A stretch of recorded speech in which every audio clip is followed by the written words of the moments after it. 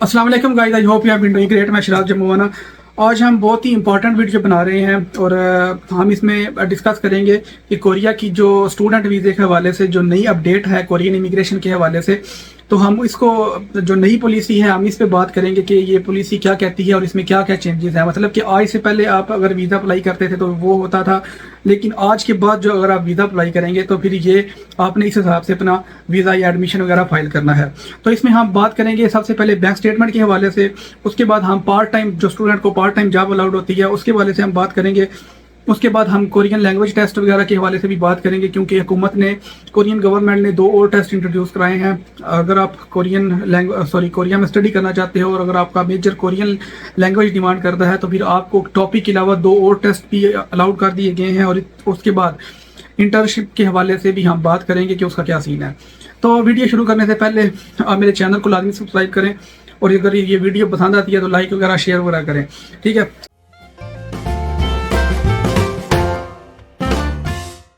तो हम ही अब बात करते हैं D2 वीज़ा, जिसे नॉर्मल स्टूडेंट वीज़ा कहते हैं कोरिया में, मतलब कि मास्टर्स या फिर बैचलर्स वगैरह के लिए। तो उसके हवाले से भी हम बात करेंगे। सबसे पहले बैंक स्टेटमेंट तो देखें, आज से पहले अगर आप बैंक स्टेटमेंट D2 वीज़े के लिए तकरीबन 18,000 से 22,000 डॉलर तक चाहिए होती थी। जितने भी मतलब मैंने प्रीवियस अपनी पुरानी वीडियोस बनाई हुई हैं उनमें मैंने 18 से 22,000 डॉलर मेंशन किया होगा कि आपको इतनी बैंक स्टेटमेंट चाहिए। लेकिन आज के बाद मतलब कि 3 जुलाई से आगे ऑनवर्ड आपको जो बैंक स्टेटमेंट चाहिए वो अगर आप बड़े शहर में आपकी यूनिवर्सिटी है, मतलब कि सोल वगैरह में या बुसान में या फिर देगजन देगू वगैरह में, ग्वांगजू हो गया, ठीक है, अगर इस तरह के बड़े शहर में आपकी यूनिवर्सिटी है तो फिर आपको चाहिए 20 मिलियन कोरियन वॉन की बैंक स्टेटमेंट या इसके इक्वल डॉलर, या फिर आपकी अपनी करेंसी मतलब PKR या INR इंडियन रुपीज़ या पाकिस्तानी रुपीज़ में उतने पैसे आपके अकाउंट में होने चाहिए फॉर गेटिंग वीज़ा, ठीक है।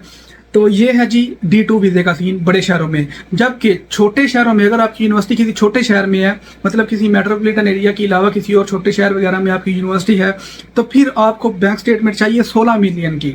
बड़े शहर के लिए 20 मिलियन और छोटे शहर के लिए 16 मिलियन कोरियन वॉन या इसके इक्वल USD या फिर अपनी करेंसी में जितने भी आप कर लें। तो ये हो गया D2 वीज़ा की अपडेट। अभी है D4 वीज़ा, जिसे लैंग्वेज वीज़ा कहते हैं, Korean language student visa D4 visa. उसके हवाले से अगर आपने किसी बड़े शहर में अप्लाई करना है, अगर आपकी यूनिवर्सिटी किसी बड़े शहर में है, तो फिर आपको चाहिए 10 मिलियन कोरियन वॉन की बैंक स्टेटमेंट। और 10 मिलियन कोरियन वॉन की बैंक स्टेटमेंट बड़े शहर के लिए। अगर आपने किसी छोटे शहर में आपकी यूनिवर्सिटी है कोरियन लैंग्वेज प्रोग्राम के लिए, फिर आपको चाहिए 8 मिलियन कोरियन वॉन। जबकि पहले 10,000 डॉलर जमा करानी पड़ती थी, बैंक स्टेटमेंट शो करना पड़ता था कोरियन D4 वीज़े के लिए, और D2 वीज़े के लिए 18 से 22,000 डॉलर की रिक्वायरमेंट होती थी। तो अभी ये काफ़ी बड़ा डिफरेंस है और आई होप कि जितने भी स्टूडेंट्स वगैरह होते हैं उनको सबसे बड़ी परेशानी ये होती है कि उनकी पास बैंक स्टेटमेंट इनफ नहीं होती।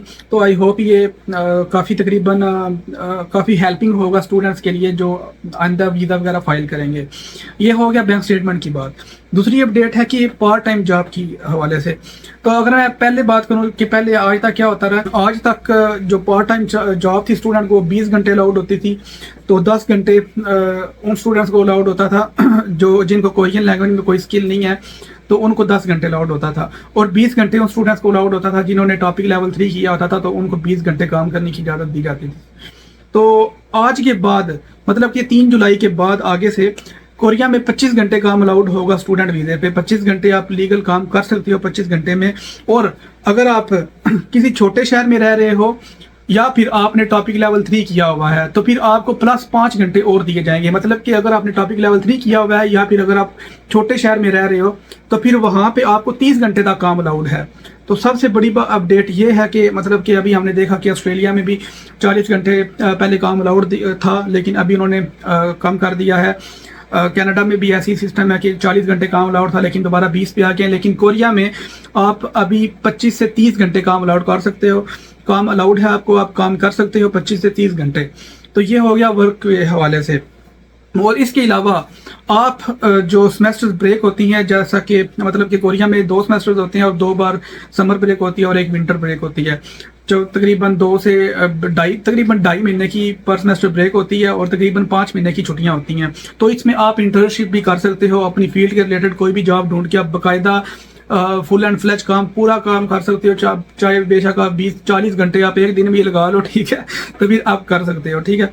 तो ये है सबसे बड़ी जो अपडेट है वो वर्क के हवाले से थी कि आपको ये भी अलाउड है, लेकिन उसके लिए आपको ज़ाहिर सी बात है आपको परमिशन, जैसे ही आप जॉब वगैरह ढूंढेंगे तो आपको इमिग्रेशन से परमिशन लेनी पड़ेगी, जो कि ईजी सब स्टेप है वो मिल जाती है। तीसरी अपडेट ये है टॉपिक के हवाले से। आज से पहले 3 जुलाई से पहले जो कोरियन काफ़ी जो यूनिवर्सिटीज़ हैं वो टॉपिक डिमांड करती थी, मतलब टॉपिक के अलावा आपने कोई भी टेस्ट किया हो कोरियन लैंग्वेज का किसी भी यूनिवर्सिटी के थ्रू किया हो तो वो एक्सेप्ट नहीं करती थी। लेकिन आज के बाद कोरिया में 2 और टेस्ट वैलिड हो गए हैं। एक है किंग सिजोंग इंस्टीट्यूट लेवल टेस्ट, बहुत से जो स्टूडेंट्स हैं वो कोरियन लैंग्वेज टेस्ट नहीं टॉपिक नहीं दे सकते, तो लेकिन बहुत से स्टूडेंट ऐसे हैं जो किंग सिजोंग इंस्टीट्यूट से कोरियन लैंग्वेज सीख लेते हैं, मतलब कि उनकी ऑनलाइन वगैरह क्लासेस होती हैं, ऑनलाइन टेस्ट होता है तो वो क्लियर कर लेते हैं।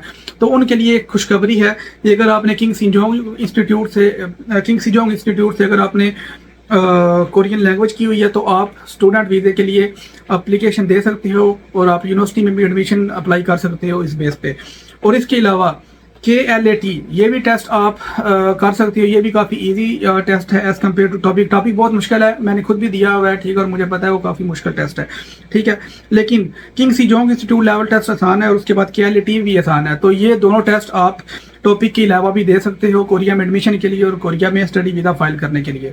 तो ये है जी कोरिया की न्यू अपडेट्स, जिसमें D2 और D4 वालों के लिए काफ़ी आसानी है मजमूई तौर पे, मतलब कि कलेक्टिवली अगर हम देखें तो स्टूडेंट के लिए रूल्स काफ़ी आसान हो रहे हैं आहिस्ता आहिस्ता। कोरिया का ये सीन है कि अगर आप इलीगल रह रहे हो तो आपके लिए कोरिया एक जहन्नम है, लेकिन अगर आप किसी वीज़े पे हो तो आपके लिए कोरिया एक काइंड ऑफ जन्नत। ये गवर्नमेंट है हमारी कोरिया में, तो ये काफ़ी रूल्स वगैरह एज कर रही है। तो उम्मीद करते हैं आई hope you like this video, तो सब्सक्राइब।